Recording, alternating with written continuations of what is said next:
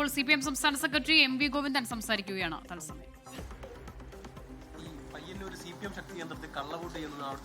അതൊക്കെ എല്ലാ കാലത്തും UDF പറഞ്ഞു. അല്ല, കുഞ്ഞികൃഷ്ണൻ UDF അല്ലേ?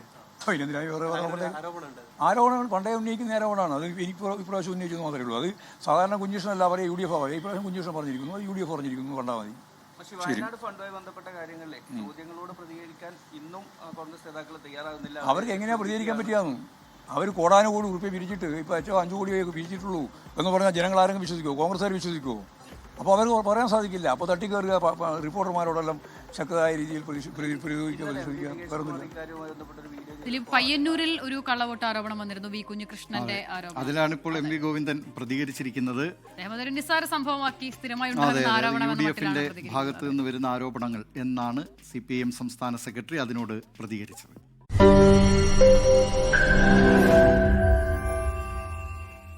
ലോകത്തെവിടെയായാലും ഏത് സമയത്തും 24 വാർത്തകളും ഓഗ്മെന്റഡ് റിയാലിറ്റി പാക്കേജുകളും എക്സ്പ്ലെയിനറുകളും വിശദമായി കാണാൻ ഞങ്ങളുടെ YouTube ചാനൽ നിങ്ങൾക്ക് സബ്സ്ക്രൈബ് ചെയ്യാം.